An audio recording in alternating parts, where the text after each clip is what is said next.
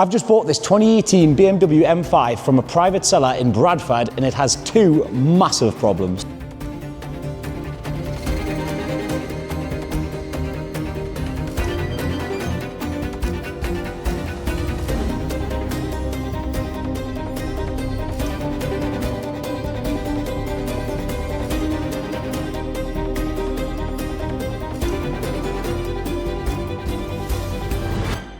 Now, the first major obvious problem with this car is that it is crashed. You can see it's had a hit in the front here, and then the main brunt of the damage is back on this driver's side rear corner. And I'm not gonna lie, it is quite bad. Like, this rear quarter is really badly damaged. It's even went so far to the inner sections, and this is why this car was quite a risky purchase, because I'm not sure how hard this is actually going to be to repair. But the even bigger problem that we do have is to do with the engine on this car. If you didn't know, the BMW M5 has a 4.4 litre V8. I mean, just have a look at the engine bay on this car. That is an absolute beast of an engine. But you might be wondering, what's wrong with the engine? Well, the problem is the oil cooler has ripped out from the bottom of the car. And like I said, I did buy this car from a private seller in Bradford, but because it was a private seller, it does raise the question of why they haven't tried putting the oil cooler in themselves and filling it with oil. But that is the risk that we've taken, and I guess I'm just gonna have to find out for myself. That brings me on to my next point. These cars go for an awful amount of money. This car in an uncrashed condition would be about £40,000, like 38, 39, £40,000, because it's only got about 30,000 miles on the clock. So yeah, it's quite a low mileage, and I paid just a fraction of that cost for this car. So if the engine turns out to be good, we've really only got that rear quarter to worry about, and we should be quids in. So without further ado, I think the first thing we've got to do is to get that oil cooler swapped out, get some oil in the car, and we'll just see if it runs. One very important thing to mention about this car is that the airbags haven't went off on the inside. And if you know anything about BMWs, they have a pyro fuse. So if the airbags deploy, the engine will completely cut out. But the problem with this car, because the airbags haven't deployed, that means that if the engine's been left running when they've crashed it, it's going to be starved of oil, and that engine that's worth 13, 14, 15,000 pounds is going to be absolutely destroyed. But they assured me that when they crashed the car, they turned it off. So let's find out. Here are the pipes for the oil cooler. Shit. The first thing we really need to do is get an oil cooler and connect it back up under there where it's supposed to be. But looking at the rest of the underneath of the car, it looks all right. It's got some damaged under trays up here. And if you do take a look, it does have a full Miltech exhaust on it. I do believe that the car has a stage 1 on it as well, so that's quite nice. Ooh, we've got some M Performance carbon. That's cool. This exhaust tip is damaged, but they just bolt off. So all I need to do is just get a new tip. So we've got lucky there that it's not destroyed the full exhaust. The broken part of the oil cooler was still stuck bolted to the pipes, so I had to use a pair of mole grips to be able to hold the broken piece and actually unbolt it from the pipes, which was a bit of a nightmare. And then we could install the new oil cooler, and once this was in, I just thought I'd start to remove the under tray that was broken behind where the oil cooler is, just to get it out of the way because it was soaked in oil. All right, how much oil do I think is going to come out? None. Oh my God, how tight is that? Jesus. I'm nervous. I hope there's loads.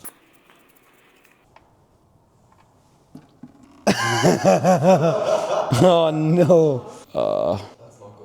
That's not good, bro. There's actually nothing coming out. That is how much oil is coming out. This engine actually takes about 10 litres of oil, but what I'm going to do is I'm just going to fill in about 5 or 6 litres for now, and then once we fill that up, if it runs fine, I'm going to drain all that oil back out, and then we are going to flush it and then fill it up properly with 10 litres. So I'm just going to stick in 5, 6 litres for now. So the oil cap is right. I can't get the bloody cap off. Oh, it's so cold in here. That actually hurt. 5 litres going in. Oh, I've spilled it already. Oh my God. You know what? I'm confident that it's going to be fine, so I'm just going to put in all the 10 litres now. I don't want to run it with 5 litres in. I don't know what I was even thinking. I'm just going to put all 10 in now. I can't actually figure out online whether it takes 9 or 10, so what I'm going to do is I'm just going to put in 9, and then I'm going to measure it on the car once it's all running, and then I'll add more accordingly. I've just filled the oil up in the car, but the first thing I did when I got the car delivered into the garage was I removed the battery out of the boot. This right here is a different battery, and what I've just doing now, because I've been keeping it in the cold, is I've just checked the battery voltage, and it is 12 volts, so that should be enough to start the car. So we're just going to get this battery in the boot now. With the battery out of the M5, I actually sent it off to Don Motorsport because it's a lithium-ion battery, and they've got a little computer chip inside. And basically, when that battery drops below a certain amount of voltage, it'll just completely shut itself off. So you have to get someone like Don to reset the battery and wake it back up. Hopefully that will work and should save me a good couple £100, because then batteries go for about 500 quid. It's the battery on. Oh yeah, look as well, in the headlights, they've actually got yellow DRLs in here, so that matches the yellow brace, which is quite cool. They've actually survived on this side as well, which is quite surprising. But like I said, I am going to facelift the headlights anyway. But right, let's see if the car starts. I think I'm going to leave you outside. Ooh, I'm really nervous. If this car does not start right now, I've just wasted so much money. Nah, it'll be fine. It'll be fine, man. It'll be fine. I've already heard it. It should be fine. Right, here we go then. Moment of truth. Oh, I'm scared to do it. Foot on the brake.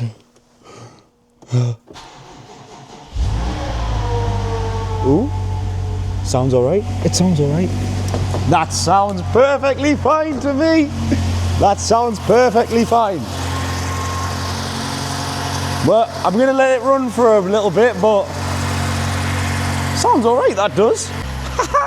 So I guess the engine is completely fine. Obviously, I did get to start it for 1 second, so I could hear that it wasn't knocking, but you never know what it's going to be like when it's actually running for like 30 seconds or 1 minute.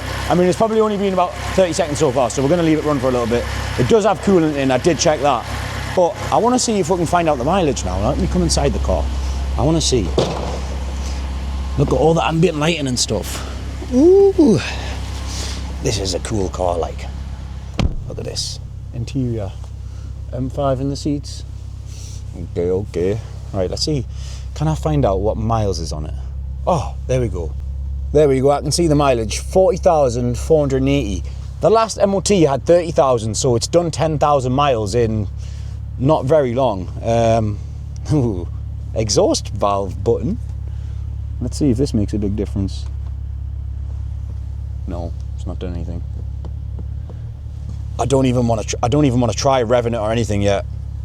I'm just going to let it run up a little bit, let that oil get around, and see if it still sounds all right. Now that we've got the car running and we know that it was actually a good purchase, let's talk a little bit about where I bought the car from. It was from a private seller, which can sometimes be a really bad thing, but I much prefer buying from private sellers than auctions, because you save on the fees that are ridiculous on salvage auctions, and you can actually go and view the car in person, talk to the seller face to face, and, you know, actually view the car rather than just looking at it through pictures. That's why I've been working with Second Gears, because I've actually bought cars from there. It's a marketplace for cars just like this, whether they have engine issues, it's crashed, or simply it's just not retail ready. You can list your car on there and it goes straight into a network of people just like me, dealers, rebuilders who want to actually buy these cars. I'll show you quickly that listing a car on here is actually really, really easy, and it's completely free to list your car on the website. And you're not dealing with auction fees or anything like that when you actually list a car on here. It does actually even give you a recommended valuation on your car. From the buying side, it's really useful. You can go into the car marketplace and you can view all the cars and make offers on them and even contact the sellers directly. And you can also set up alerts to be alerted just like this when a car of your specification is listed on the website, so you don't have to scroll through waiting for the cars that you want. Whether you're selling a problem car or you buy these cars for a living, that's exactly what Second Gears was built for, and that's why I use it myself. And if you're a business with cars like this, or you want it to work together, you can email them at hello.secondgears.co.uk. I'll also leave the link to the website at the top of the description where you can sign up, and I'll leave the email on the screen and also in the description. Now let's get to stripping the rest of this M5. Now that we know the engine's all right, the first thing that I want to do is get this back wheel off so that we can assess the damage to the suspension and sort of see in that wheel arch and see how bad the damage is to the quarter panel behind the wheel, because how that's pushed in there is from that wheel being shoved forward. So you're going to assume that the suspension's going to be pretty destroyed.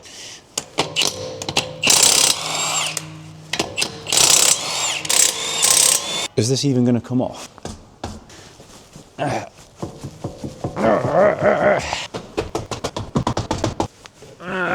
It's stuck on the caliper, isn't it?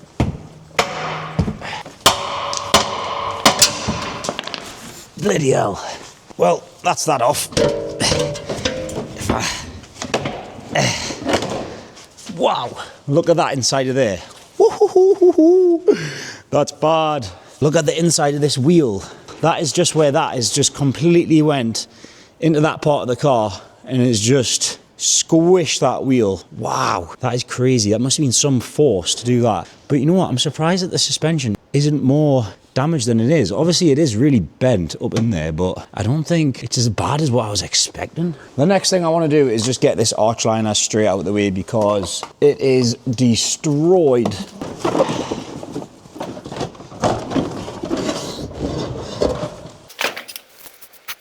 You know what? That's not as bad as I thought it was going to be in here. So in this wheel arch, you can see that it's all crumpled here, but that's mainly the arch. Like this part here is mainly just the arch, which is just cosmetic. But if you look at this inner section where all of this wall is, it's not actually too bad there. The only damage here is it's being pinched a bit there. Can you see? So that's not the end of the world. I think that's just from where the wheels really got it in the corner. But I mean, it's not as bad as I was actually expecting it to be behind there. It's not creased any of that section. It's not actually as bad as I thought it was going to be honest. You can see back here though, it has crumpled that right up. So we're going to have to replace all of this back wheel arch section, which is quite a lot. There's not anything back here that's actually going to stop the car from being able to roll. So if I put a wheel on this right now, it will roll, because the first thing I want to do is get this car to drive. But if you remember when I took you underneath, the tie rod on the front is broken, so we're going to get this wheel off now, and I've got the new tie rod, so we're going to change that out, and hopefully I should be able to put a wheel on the front and the back, and we should be able to just drive it straight away. Now, you can see here that the inner tie rod has just snapped clean out from the outer tie rod. It's quite a clean snap, and nothing else in the suspension seems bent. So let's get this boot off. I've got a new one to change this, and a new one of these as well.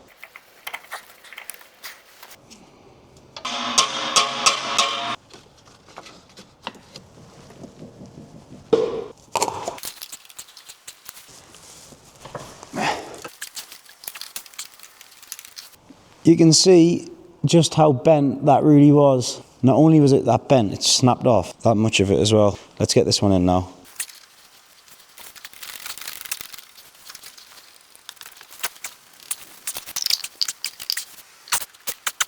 Right, now the inner tie rod, we've just got a 21mm nut on the back, and I should be able to get in here with my extension and my big gun.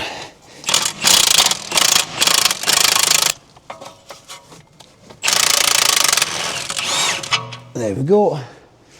That's out. Now, whether this was bent, I'm not sure, but obviously you should always replace it because of how bent the inner tie rod was. Many times, I've not replaced one of these. Always have to replace it, just change it for the sake of the small cost. But now what I'm going to do is count the threads on this one somehow, even though it's broke. I'll figure out a way how to do it.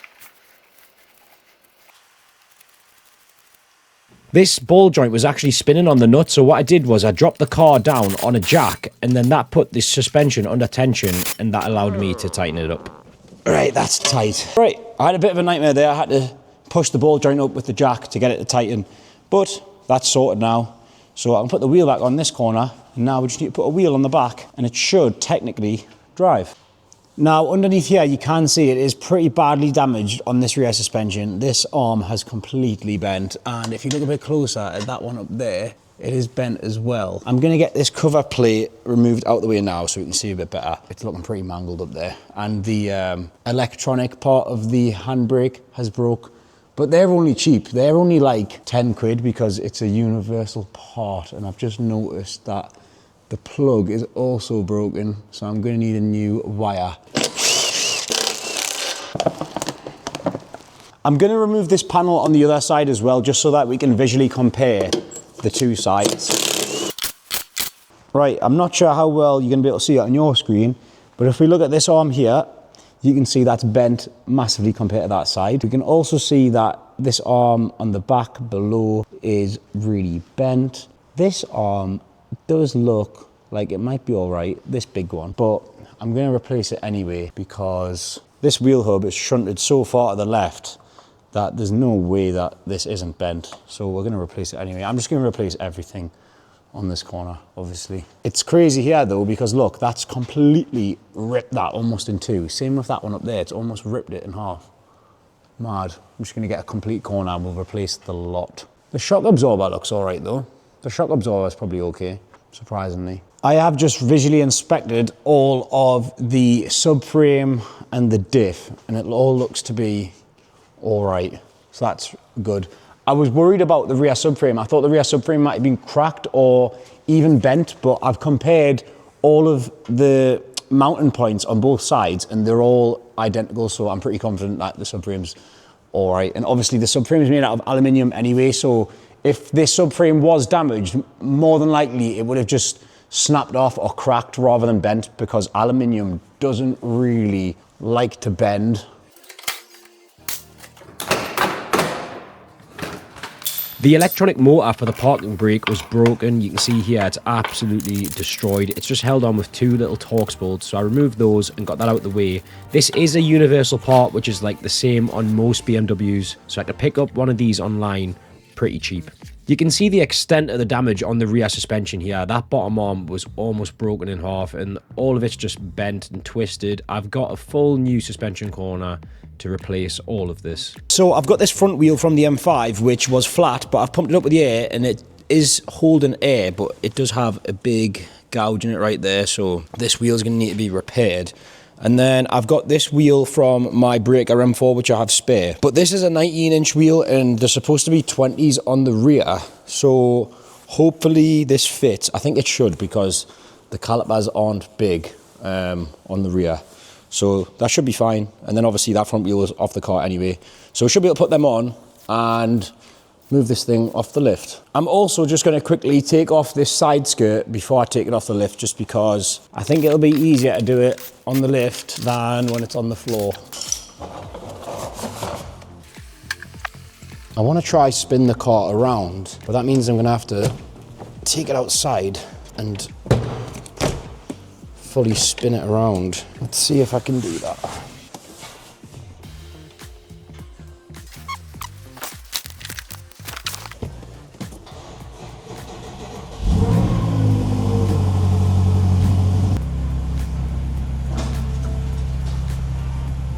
Well, it's drove out here all right. Looks nice outside. I do like them yellow DRLs. I know a lot of people aren't a fan of them, but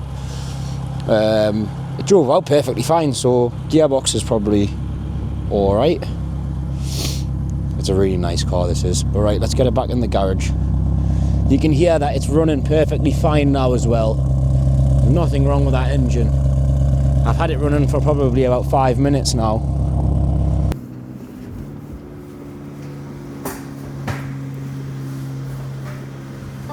Now that I've got the car back inside, we know it drives fine, the engine's fine, so we're just going to go straight ahead with getting everything out of the interior ready for the quarter to come off, because obviously, like I said, we need to strip all of this back bench out, all the carpets, get the wiring loom and everything out the way so that when we're welding, nothing sets on fire. So let's start to strip the interior.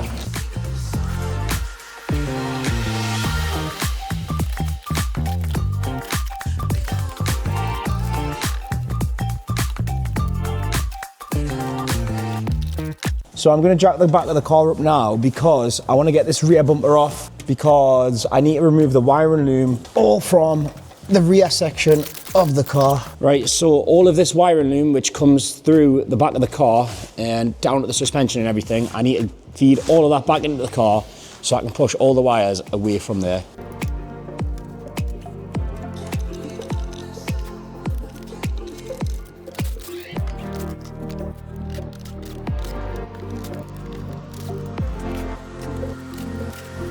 Right, now this should just pull off. Let's see.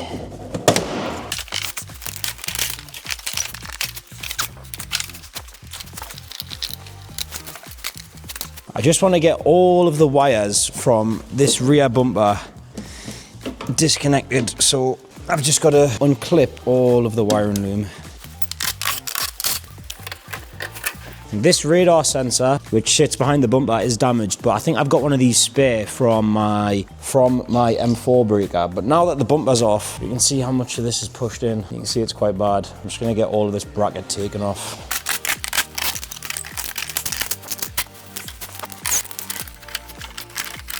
This light needs to be removed as well because that is destroyed.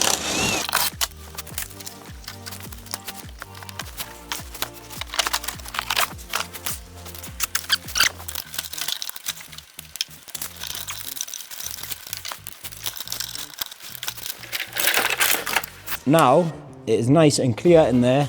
There's no wires in the way, but we can properly get a look in here now and see how crumpled up it is. I am going to take this flap out as well. Let's get this out. I also need to remove this heat shield and the little plastic under tray.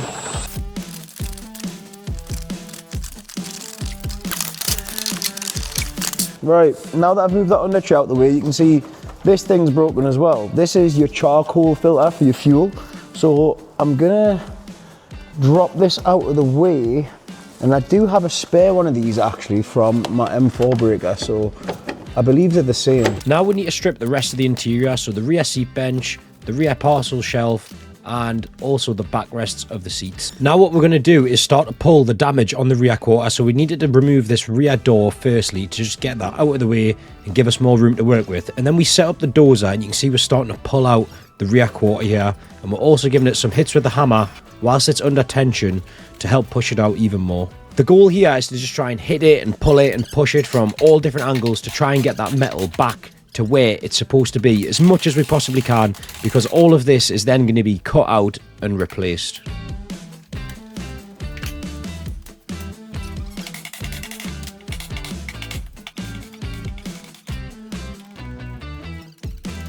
Now that we're done with that as much as we can, we'll push the car onto the lift and we're going to get it up in the air and start to remove the exhaust so that we can actually start to take the rear subframe out of the car, because to get access in the wheel arch, we need all of the rear suspension out the way, and I thought it'll just be easier to completely remove the rear subframe. So you can see we're removing all the heat shields to get the prop shaft out. With the prop shaft out of the way, we can then release the fuel tank down and just slide the fuel tank over the top of the prop shaft, and that was also the fuel tank removed. Now I need to come into the wheel arch, remove the arch liners, and start to disconnect all of the plugs for the suspension, because this is all going to drop down with the rear subframe. Then I remove the calipers from the discs, and the calipers are just going to stay connected to the car just so the brake fluid doesn't go everywhere. Then I'm using some axle stands to just map out where the subframe is going to sit, so that when we drop the car down on the floor, it's going to sit nicely on all the axle stands, just like that. And then we're just going to pick it up and carry it out the way. With the subframe out of the way, we could set the dozer up in the wheel arch and start to pull this arch. We did have to pull it from a few different directions, but you can see it was starting to come out really nicely. We were pretty much done with pulling it here, so then once that was done, Connor did cut off the rest of the rear quarter, but I wasn't there to record that, unfortunately. And then they just used this spreader to sort of get to the places they couldn't reach before. But now it's just pretty much down to bodywork, so I'm going to give it to Connor to get the rear quarter replaced. And then in the next video, we're going to start to put the car back together. I do have a few videos planned. I know it's been quite quiet with uploads. I've just been working away trying to get everything done to where it's actually going to make a good video. So the 140i that I bought for £2,500, we're going to have a video on that next week, getting that car fully done. It's right behind me, but I'm not going to show you it fully. That should be done next week. And then the week after that, we should have a video updating on the M4, just getting all the last few things done. And I've been modifying it, so there's a lot more things to come on the M4 that you're going to see. Honestly, I'm loving driving that car now. It's mint. And I have bought another car that you don't know about. So there'll be another video on that as well. So yeah, loads of videos to come, being quiet, just working away, trying to get everything done, ready to give you good videos rather than just putting out half-assed videos. But yeah, thank you very much for watching. Don't forget to subscribe, like, cheers. See you later.